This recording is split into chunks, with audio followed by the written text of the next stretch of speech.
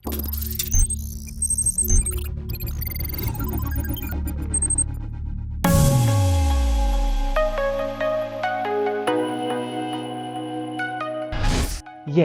it was launched around the time of the Auto Expo 2020 and it has been a while in coming. But we finally have the Maruti Suzuki Ignis facelift with us, and Maruti may call it a compact urban SUV, but it is what it has always been, a hatchback. So what's new and what are the updates it gets? Let's find out. On an average, Maruti continues to sell about 1,100 units of the Ignis every month. The sales of the Ignis picked up significantly in July and August 2020, with about 55% and 147% growth over July and August 2019 respectively. As the lockdown eased and the demand increased for personal mobility, the sales for Ignis picked up too.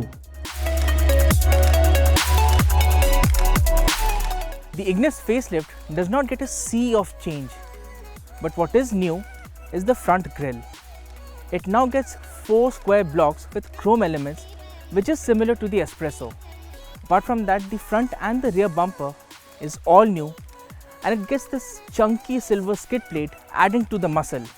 Overall, the complete look of the car stays the same as it is. The good news is that the Ignis always had a very distinct personality on the road, and it continues to be so with the facelift model as well. Overall, the updates to the looks of the car make it look a little more muscular and likeable, like a pit bull puppy if you will. Step inside the cabin and you'll see that everything stays the same. The materials, the fit and finish, and even the layout of the dashboard, everything stays the same. Even though the Ignis is a compact car, it has that sense of space. 4 adults inside the car and they won't feel cramped.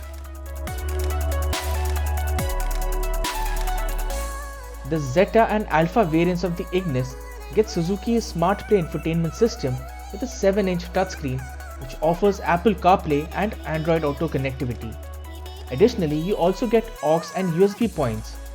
While the Sigma variant misses out on audio player, the Delta trim gets an audio player with CD, USB and aux ports.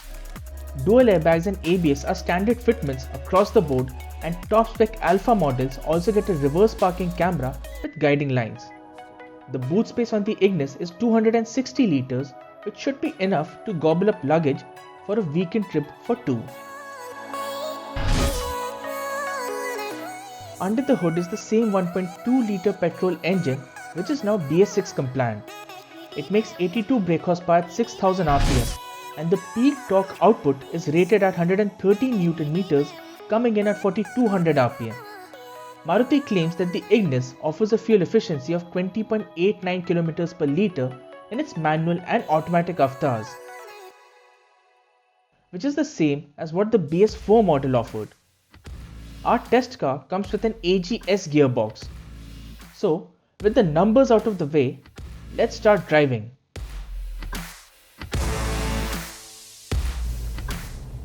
The Ignis facelift continues to offer the same driving experience as before. The engine has that spunk, especially in the mid-range, which makes it easy to drive in the city. The throttle response is sharp and crisp, and the engine has that sense of refinement as well. And in case you want to take this car on the highway, and the Ignis can cruise at triple-digit speeds all day long.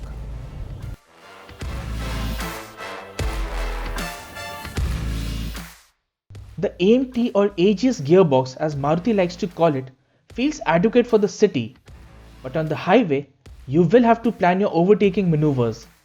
The ride quality is a little firm and bouncy, and the steering feels a little slow, just like before.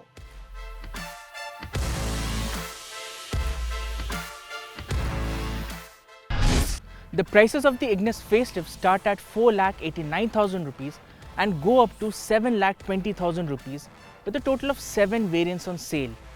In terms of rivals, this goes up against the Hyundai Grand i10 Neos, the Ford Figo and its own sibling, the Maruti Suzuki Swift. All very capable cars in their own right. But for a young family of 4, the Ignis fits the purpose, especially with its quirky but adorable styling and its practicality.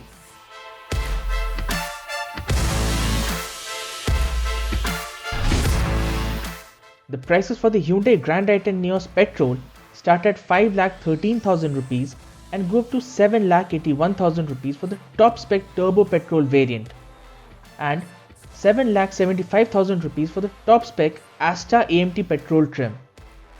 Similarly, the prices for the Ford Figo petrol start at 5,49,000 rupees and go up to 7,05,000 rupees.